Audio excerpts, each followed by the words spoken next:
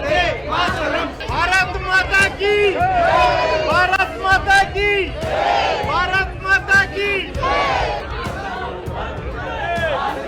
नमस्कार दोस्तों, स्वागत है आपका वीके न्यूज में। मेरा नाम है शेखर द्विवेदी। खबर जापान से, जहां पर प्रधानमंत्री नरेंद्र मोदी G7 समिट में हिस्सा लेने के लिए जापान पहुंच चुके हैं। टोक्यो से ये खबर आ रही है, लेकिन यहां पहुंचने के बाद प्रधानमंत्री मोदी ने पाकिस्तान और चीन दोनों ही देशों को कड़ा संदेश दिया है।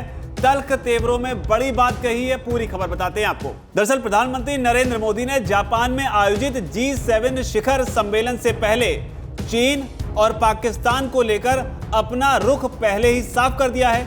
उन्होंने कहा है कि भारत अपनी संप्रभुता की रक्षा के लिए प्रतिबद्ध है। अब रिश्ते बेहतर करने की जिम्मेदारी पाकिस्तान की है। उन्होंने साथ ही ये भी कहा कि चीन से बेहतर रिश्तों के लिए सीमा पर शांति जरूरी है। पीएम मोदी का चीन और पाकिस्तान को लेकर दो टूक बयान भारत की बदलती विदेश नीति को दर्शाता है। विदेशी सरजमी पर पाकिस्तान और चीन को इस तरीके से भारत के प्रधानमंत्री ने लताड़ लगाई है।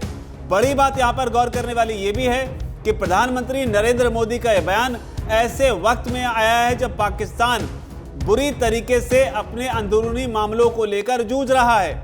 इमरान खान, जो कि पाकिस्तान के पूर्व प्रधानमंत्री थे, और पाक सेना पूरी तरीके से आमने सामने है। खबरें यहां तक है जहां पर इमरान खान को आर्मी एक्ट का इस्तेमाल कर फांसी तक दी जा सकती है। लेकिन इस बीच हिरोशिमा पहुंचे प्रधानमंत्री मोदी ने पाकिस्तान को लेकर बड़ा बयान दे दिया है। हालांकि इस बीच आपको यह भी याद दिला दें कि प्रधानमंत्री मोदी यूक्रेन के राष्ट्रपति व्लादिमीर जेलेंस्की से भी मुलाकात करेंगे। लेकिन एग्जैक्टली उन्होंने क्या कहा है पाकिस्तान को लेकर और चीन को लेकर, अब आपको वो बताते हैं। दरअसल प्रधानमंत्री नरेंद्र मोदी ने एशिया निक्की नाम के एक पेपर को इंटरव्यू दिया है जापान में, और यहीं पर उन्होंने इनसे बात करते हुए ये बात कही है। पीएम मोदी ने कहा, भारत अपनी संप्रभुता और गरिमा की रक्षा के लिए पूरी तरह से तैयार और प्रतिबद्ध है। चीन के साथ सामान्य द्विपक्षीय संबंधों के लिए सीमावर्ती इलाकों में अमन चैन जरूरी है। भारत चीन संबंधों का भविष्य का विकास केवल आपसी सम्मान, आपसी संवेदनशीलता और आपसी हितों पर आधारित हो सकता है। साथ ही उन्होंने ये भी कहा, संबंधों को सामान्य करने से व्यापक क्षेत्र और दुनिया को लाभ होगा। सवाल पाकिस्तान को लेकर जब पीएम मोदी से पूछा गया तो उन्होंने कहा कि आतंकवाद और शत्रुता से मुक्त एक अनुकूल वातावरण बनाना पाकिस्तान के लिए आवश्यक है।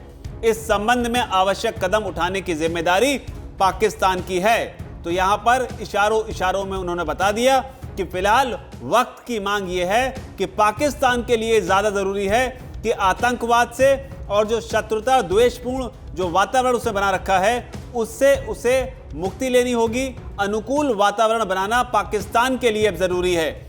इसके अलावा G7 को लेकर जिस खास मकसद के लिए प्रधानमंत्री नरेंद्र मोदी जो हैं वो टोक्यो पहुंचे हुए हैं, उसे लेकर भी उन्होंने बयान दिया। G7 शिखर सम्मेलन में वो ग्लोबल साउथ की आवाज बनेंगे, ये बात प्रधानमंत्री मोदी ने कही। और साथ ही उन्होंने कहा कि उनकी चिंताओं को उठाएंगे, यानी कि G7 के जो देश हैं उनकी चिंताओं को उठाएंगे। ग्लोबल साउथ एशिया, अफ्रीका और दक्षिणी अमेरिका के विकासशील देशों का एक अनौपचारिक समूह है। भारत इस समूह का सबसे ताकतवर देश है। उन्होंने कहा कि वे ऊर्जा, डिजिटल प्रौद्योगिकी और आपूर्ति श्रृंखला जैसे क्षेत्रों में वैश्विक परिवर्तनों और चुनौतियों पर चर्चा करने के लिए उत्सुक हैं। साथ ही प्रधानमंत्री मोदी ने यह भी कहा कि भारत का अनुभव G7 की बैठक में मजबूती से प्रतिध्वनित होगा। भारत G7 का सदस्य नहीं है, इसके बावजूद G7 के मेजबान और जापानी प्रधानमंत्री फूमियो किशिदा ने भारत को आमंत्रित किया है। हालांकि इंटरव्यू के दौरान प्रधानमंत्री नरेंद्र मोदी से सवाल पूछा गया यूक्रेन युद्ध को लेकर भी। उन्होंने कहा, यूक्रेन विवाद पर उनके देश की स्थिति स्पष्ट और अटल है। उन्होंने कहा कि भारत शांति के पक्ष में खड़ा है और दृढ़ता से रहेगा। हम उन लोगों का समर्थन करने के लिए प्रतिबद्ध हैं जो अपनी बुनियादी जरूरतों को पूरा करने में चुनौतियों का सामना करते हैं, विशेष रूप से भोजन, ईंधन और उर्वरकों की बढ़ती कीमतों के कारण। पीएम मोदी ने कहा कि हम रूस और यूक्रेन दोनों के साथ कम्युनिकेशन को बनाए रखे हैं। सहयोग से हमारे समय को परिभाषित करना चाहिए, संघर्ष से नहीं। तो साफ तौर पर पाकिस्तान को नसीहत दी है कि जरूरत फिलहाल उसकी है कि परिस्थितियों को अनुकूल बनाए। आतंकवाद और जो द्वेषपूर्ण मामला है, शत्रुता का जो मामला है, उससे पाकिस्तान को आजादी लेनी होगी और एक ऐसा माहौल बनाना होगा जिससे बातचीत की स्थिति जो है वो आगे के लिए साफ हो सके। चीन को भी संदेश दिया है कि अगर यहां पर चीजें बदलती हैं तो इससे पूरी दुनिया को फायदा होगा। फिलहाल प्रधानमंत्री मोदी के इस संबोधन को, इस इंटरव्यू को आप किस तरीके से देखते हैं, और इसके अलावा आपकी प्रधानमंत्री मोदी के G7 समिट को लेकर, शिखर सम्मेलन जो गए हुए हैं उसे लेकर कोई राय है तो नीचे कमेंट सेक्शन में उसे जरूर लिखें। धन्यवाद।